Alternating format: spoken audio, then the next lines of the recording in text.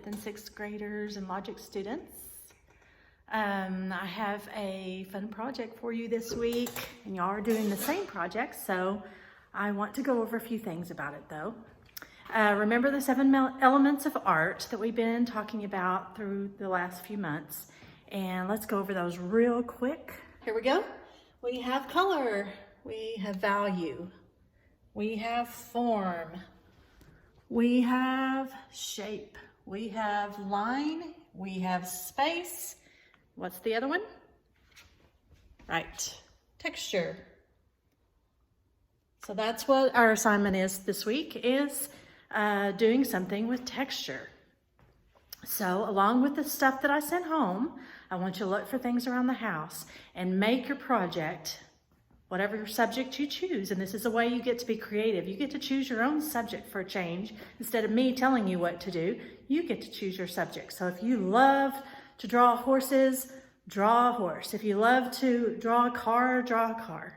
I mean, you get to choose what you like. But the thing you've got to keep in mind, you've got to plan this, all right?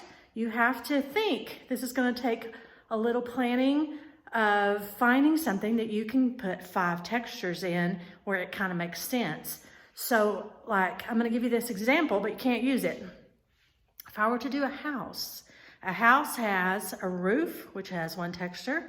It has the building part of it, the structure rather, that may be brick or stucco or wood, and that's another texture. And then there's maybe a chimney, windows, doors. So those things all have different textures, and that's a way that I could express that in my piece that I'm making. So I want you to think of whatever you're doing, how can you show 5 textures? How can you do that? So you may have to, like, let's say you did an animal. With an animal, you would have to put probably some things around it from nature, like we did with our bird paintings, to get those 5 textures in, because unless, I mean, you could maybe do something different with the ears on an animal or the tail or something, but it's really hard to kind of split up animals and the animal into different textures, unless you think of one like that, okay? Look around the house, look in the garage, look outside, in the kitchen pantry or something. There's so many options, and that's where I want you to get really creative in not only your subject, but how you create that subject. Okay, one of those textures though, out of the 5, need to be an implied texture. An implied texture means that I can't feel it, but I can look at it and tell its texture.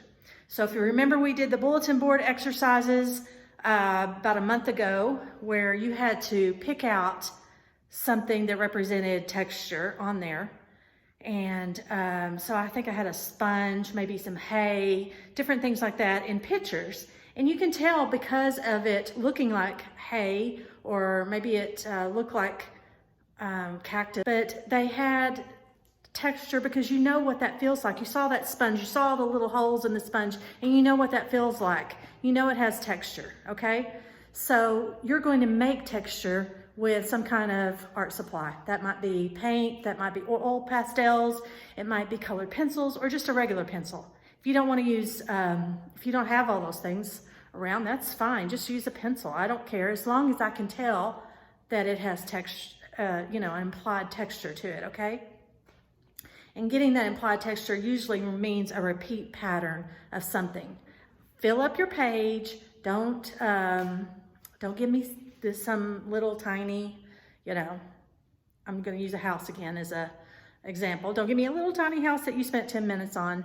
Give me something that you've thought out and you've done well, and you don't have to do all the negative space around it. Like this, if it has sky, you don't have to give me a textured sky, okay? I'm not looking for that. I'm just looking for you to use the space well on your page. Okay, so any questions, contact me. I'm available for you. I miss your faces, and I hope you have a wonderful week, and we will talk to you next week. Bye.